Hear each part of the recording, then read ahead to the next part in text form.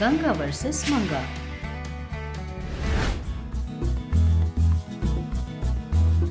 एक गांव में रामू रहता था। रामू एक बहुत अच्छा आदमी था। रामू जंगल में लकड़ी काटकर गांव में बेचता था, जिससे उसे कुछ रुपए मिलते थे। वह अपने परिवार को चला रहा था। रामू की एक ही बेटी थी, पूजा। पूजा की माँ की मृत्यु हो चुकी थी, इसीलिए रामू ही पूजा के सारे काम करता था और अपनी बेटी पूजा का खूब अच्छे से ख्याल भी रखता था। एक दिन रामू जब जंगल में लकड़ी काटने के लिए जाने वाला था। पिताजी। बोलो बेटी। पिताजी, आज मेरे लिए नए कपड़े खरीदोगे क्या? हाँ, जरूर खरीद लूंगा। तुम घर में ही रहकर खेलो, कहीं बाहर मत जाना। ठीक है पिताजी। रामू लकड़ियां काटने जंगल की ओर चलने लगता है। रास्ते में एक चाय की दुकान के पास रामू का दोस्त सोमू रामू को देखकर पूछता है, क्यों रामू, लकड़ियां काटने जा रहे हो? बगल में बैठा शिवा कहता है, हाँ, लकड़ी लाकर तुम्हें उसमें डालकर जला दो तो इस गांव की मुश्किलें दूर हो जाएगी। सोमू शिवा की बात सुनकर गुस्से से देखने लगता है। तुम मुझे ऐसे क्यों देख रहे हो? मैंने तो कुछ ऐसा वैसा नहीं कहा। क्या तुमने कुछ नहीं कहा? मैंने कुछ नहीं कहा। तो फिर मुझे ऐसा क्यों लगा जैसे तुमने कुछ कहा हो? अगर पाप भर जाते हैं अब ऐसे ही सुनाई देने लगता है। देखो फिर से, तुम्हें लग रहा होगा कि तुम मन में सोच रहे हो, पर तुम ये सब ऊपर बोल रहे हो। मेरी मन की बातें आपको सुनाई दे रही है। मुझे माफ कर दीजिए, मुझे पता नहीं था। ठीक है, ठीक है। उतने में रामू कहता है, जी हाँ, ठीक है। जाते वक्त कुछ लकड़ी या घर में दे देना। ठीक है साहब। लकड़ी तो डाल देगा वो, पर क्या तुम लोग पैसे दोगे उन लकड़ियों के? रामू चुपचाप वहां से जंगल में लकड़ियां काटने चला जाता है। रामू जंगल से लकड़ियां काटकर उन्हें दुकान में बेचकर पैसे ले लेता है। उन पैसों से वो इस दिन के लिए सब्जियां और चावल खरीदकर घर की ओर चल देता है। जैसे ही पूजा अपने पिता को घर के पास देखती है, पिताजी वापस आ गए? पूजा दौड़ते हुए आकर अपने पिता रामू को जोर से पकड़ लेती है। रामू को सुबह की पूरी बात याद आ जाती है। रामू की आंखों में आंसू आ जाते हैं और वो अपनी बेटी पूजा की ओर देखते हुए कहता है, मुझे माफ कर दो बेटी, मैं तुम्हारे लिए आज भी कपड़े नहीं ला सकता। कोई बात नहीं पिताजी, कल ले लेंगे।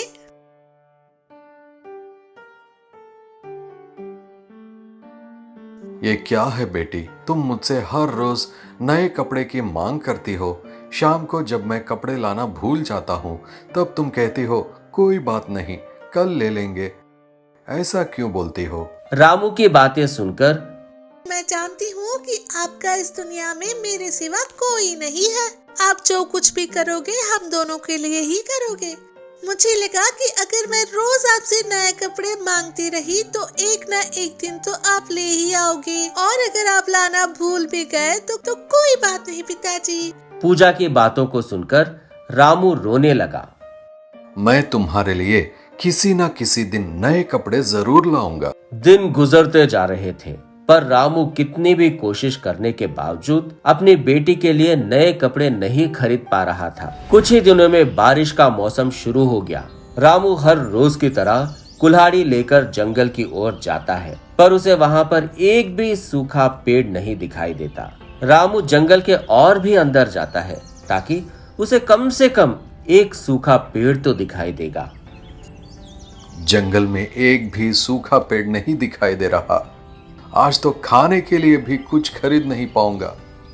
रामू थककर एक पेड़ के नीचे बैठ जाता है। उतने में उसकी आंख लग जाती है और वो सो जाता है। बहुत देर के बाद उठकर, अरे अंधेरे होने वाला है, मेरी बेटी इंतजार कर रही होगी, जल्दी चलता हूँ। रामू वहां से उठने लगता है कि उस पेड़ के खोखले में से एक चिड़िया की आवाज सुनाई देती है। आसपास तो कोई चिड़िया भी दिखाई नहीं दे रही, तो फिर ये आवाज कहाँ से आ रही? रामू सोचते हुए उस पेड़ के खोखले में झांक कर देखता है। वहाँ पर उसे एक छोटी सी नवजात चिड़िया दिखाई देती है। बेचारी सी चिड़िया न जाने इस पेड़ की खोखेल में कैसे फंस गई। रामू धीरे से उस नवजात चिड़िया को पेड़ के खोखले में से निकालकर बाहर जमीन पर रख देता है। जमीन पर रखते ही वो चिड़िया एक देवदूत का रूप ले लेती है। रामू आश्चर्य से उस देवदूत की ओर देखते रह जाता है। ना जाने कितने सालों से मैं इस पेड़ की खोखले में फंसी हुई हूँ। तुमने आज मुझे इस श्राप से मुक्ति दिलाई है। आप कौन है? मैं एक देवदूत हूँ। एक ऋषि के श्राप के कारण मैं इस पेड़ की खोखले में फंस गया था। इतने सालों से कोई भी इस तरफ नहीं आया। आज तुमने मुझे इस पेड़ की खोखले से बाहर निकालकर जमीन पर रख दिया, जिससे मुझे अपनी पुरानी जिंदगी मिल गई है। अब तुम बताओ, तुम्हें क्या चाहिए मुझसे? आप कुछ भी दे सकते हो क्या? हाँ, कुछ भी। मेरी बेटी के लिए एक जोड़े ने कपड़े दे दीजिए आप।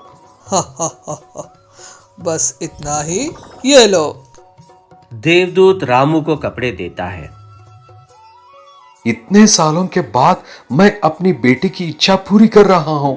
इन कपड़ों से तुम सिर्फ अपनी बेटी की इच्छा ही नहीं, अपनी भी सारी मुश्किलें दूर कर सकते हो। तुम्हारी बेटी इन कपड़ों को पहनकर जिन जिन वस्तुओं को छुएगी वो सब सोने का बन जाएगा। देवदूत वहां से गायब हो जाता है। कुछ देर के बाद रामू भी वहां से गायब होकर अपने घर में प्रत्यक्ष होता है। क्या यह सब सपना था? अगर यह सब सपना होता तो मेरे पास ये नए कपड़े नहीं होते। सच में उस देवदूत ने मुझे नए कपड़े दिए हैं। अपनी बेटी को यह कपड़े पहना कर देखता। अभी इन कपड़ों की क्या जरूरत है? पहले तुम जाकर इन कपड़ों को पहन कर आओ। पूजा को कमरे में भेज देता है। कपड़े बदलकर आने के बाद बेटी पूजा, जरा एक बार इस ग्लास को पकड़ो तो। पूजा के ग्लास को पकड़ते हैं। वो ग्लास सोने का बन गया, जिसे देखकर दोनों बाप बेटी हैरान हो गए। एक बार इस पत्थर को पकड़ो तो। पूजा अपने पिता की बात सुनकर उस छोटे से पत्थर को पकड़ लेती है। पूजा का छूते ही वह पत्थर हीरे का हो जाता है। उस देवदूत ने सब सच ही कहा था। उसने मेरे सारे कष्ट दूर कर दिए हैं। ये सब देखकर रामू बहुत खुश हो जाता है और अपनी बेटी पूजा को गले से लगा लेता है। धीरे धीरे उस परिवार के कष्ट दूर हो गए। अब रामू पूजा को स्कूल भी भेज। एक दिन चंद्रकांता घर में टीवी देख रही थी। उसमें दो बिजनेस टाइकून कैसे पैसे कमाए जाएं ये बता रहे थे, जो सुनकर चंद्रकांता खुद में खुद सोचती है, अच्छा, बिना दिमाग वाले लोग अच्छे से ही कमा रहे हैं और बहुत दिमाग होने पर भी मैं बिना कुछ किए घर में बैठी हूँ। भगवान, प्लीज भगवान, कुछ न कुछ करके मुझे पैसे दे दो। इस तरह बिना टैलेंट वाले को इतना सब कुछ दे रहे हो, ऐसे टैलेंटेड मुझे देने के लिए किस लिए सोच रहे हो? कहते हुए खुद में सोच रही थी। तभी फोन में एक मैसेज आता है। तब चंद्रकांता उस मैसेज में ना जाने क्या आया होगा सोचकर ओपन करके पढ़ती है। हाय जी, कंग्रेचुलेशंस, आपको कोका कोला कंपनी से 5 करोड़ की लॉटरी लगी है। मैसेज आता है जो पढ़कर चंद्रकांता शॉक्ड हो जाती है और ऐसा सोचती है, ये कोई सपना है या सच है? मुझे 5 करोड़ की लॉटरी लगी है। सोचकर उस मैसेज को फिर से पढ़ती है। ये सपना है सोचकर खुद को चिमटी काट कर देखती है। तब ऐसा सोचती है, ये सच है। हाँ, इतने दिनों बाद मेरी किस्मत खुल गई। मेरे खेतों में पौधे निकल आए हैं। जय साईं राम, कितना आनंद हो रहा है। सोचते हुए कूद रही थी। इतने में वहाँ सूर्यकांता पहुँच जाती है और कूदते हुए चंद्रकांता को देखकर ऐसा कहती है, क्यों रे, पागल हो गई हो क्या? ऐसे कूद रही हो? तब चंद्रकांता अपने मन में ऐसा सोचती है, अरे बाप रे, मेरी सासू माँ को इसके बारे में नहीं बताऊंगी। बताया तो फिर से मेहनत किए बिना आई वस्तुएं अच्छी नहीं होती कहकर फिर से क्लास लेगी। लॉटरी कैंसिल भी कर सकती है। उन पैसों के आने तक बिना बताए रहना अच्छा होगा। सोचती है, जो देखकर पूछ रही हूँ ना, जवाब दिए बिना क्या सोच रही हो? क्या बात है? क्या सासू माँ, मैं घर में थोड़ी देर खुशी से डांस नहीं कर सकती क्या? बोलो। जब देखो मुझे कुछ न कुछ कहती हो। वही तो, तुम्हारी खुशी का कारण क्या है पूछ रही हूँ। अब बस करो सासू माँ, बस। सिर्फ 1 महीने में मैं क्या हूँ आपको दिखाऊंगी। चंद्रकांता का टाइम आ गया सासू माँ, टाइम आ गया। कहते हुए वहां से चली जाती है, जिस पर सूर्यकांतम खुद से कहती है, क्या हुआ इस लड़की को, आज ऐसे बात कर रही है? कोई ज्योतिष आकर महीने में अमीर बन जाओगी कहा क्या, इसीलिए इतनी खुश है? इस बुद्धू को अभी नहीं पता चलेगा, कोई भी कुछ भी फ्री में नहीं देता। सोचती हुई कोई चारा ना होने पर अपना काम कर रही थी। लॉटरी आने की खुशी में चंद्रकांता चीनी वाली सुजाता को लॉटरी के बारे में बताती है, जो सुनकर सुजाता क्या 5 करोड़? कहते हुए चक्कर खाकर गिर जाती है। चंद्रकांता सुजाता को थोड़ा पानी मारकर उठाती है।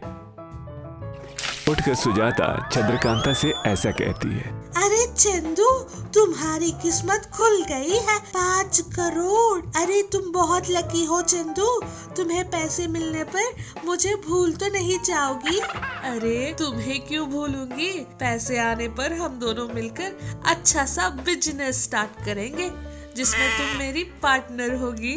कहती है, जिस पर सुजाता बहुत खुश होती है। तो फिर देरी किस बात की, चलो जाकर पैसे ले आते हैं। जाकर ला सकते हैं, पर उससे पहले हमें जाकर अकाउंट में 10 लाख रुपए डिपॉजिट करने होंगे। वो किस लिए? वो टैक्स है, वो भरने पर ही हमें 5 करोड़ रुपए देंगे। जब 5 करोड़ आ रहे हैं तो 10 लाख नहीं दे सकते क्या? चलो जाकर उस अकाउंट में पैसे डिपॉजिट करते हैं। डिपॉजिट करने के लिए 10 लाख चाहिए, कहाँ है अपने पास? जिस पर सुजाता को एक आइडिया आता है। तुरंत दोनों अपने गहने सेठ के पास गिरवी रखकर उन पैसों को अकाउंट में डाल देते हैं। थोड़े दिन गुजर जाते हैं। सुजाता चंद्रकांता के पास आती है, आकर कहती है, इतने दिन हो गए, वो पैसे भी नहीं आए। परसों मैसेज आया था, पैसे शिप में आ रहे हैं और 2 दिन में आ जाएंगे। कहती है, जो सुनकर सुजाता बहुत खुश होती है। कितनी अच्छी खबर बताई तुमने। तुम्हारे घर में चीनी है क्या? तुम्हारा मुंह मीठा करती हूँ। अरे हमेशा चीप चीनी से मीठा करोगी, बाहर जाकर अच्छी सी मिठाई खाते हैं। सोचकर दोनों बाहर जाते हैं। बाहर जाते समय एक कार शोरूम देखते हैं। देखकर, पैसे आने वाले हैं ना, अभी जाकर कार बुक कर लेते हैं, चलो। बोलकर सुजाता को कार शोरूम में लेकर जाती है। उधर चंद्रकांता सेल्समैन को हाई रेंज मॉडल कार दिखाने को कहती है, जिस पर सेल्समैन तुम खरीदने वाले चेहरे हो क्या कहकर देखता है, जो देखकर चंद्रकांता को गुस्सा आ जाता है और वो तुरंत फोन निकालकर आई हुई लॉटरी टिकट के मैसेज दिखाती है, जो देखकर सेल्समैन हंसते हुए उसको अपने मोबाइल पर आए 50 करोड़ लॉटरी टिकट का मैसेज दिखाता है, जो देखकर चंद्रकांता और सुजाता दोनों शॉक्ड हो जाती हैं।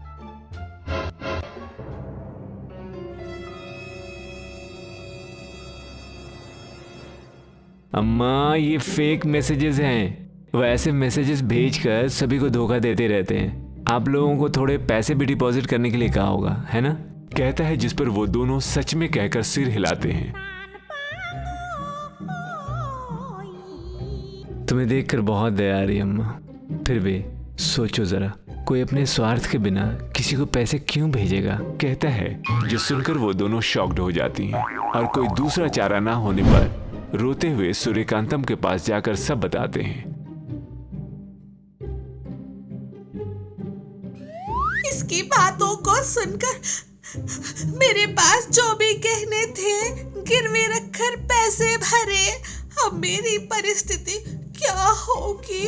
रोते हुए बताती हैं, जो सुनकर, अरे बाबा, पहले तुम रोना बंद करो, इसीलिए मैंने तुम्हें पहले ही बताया था, मेहनत किए बिना आए हुए पैसे अच्छे नहीं होते। ठीक है, अब तो समझ आया। कहते हुए अपने मैजिक से उस धोखेबाज को पकड़ लेती है और अपने अपने पैसे उन्हें दिलवा देती है। उस धोखेबाज को सबक सिखाकर उसे जेल भेज देती है। सुजाता चंद्रकांता दोनों वापस आए पैसे को सेठ को वापस करके अपने गहने वापस ले लेती हैं। इतना बड़ा धैर्य का काम करने पर सभी लोग सूर्यकांता को थैंक्स कहते हैं।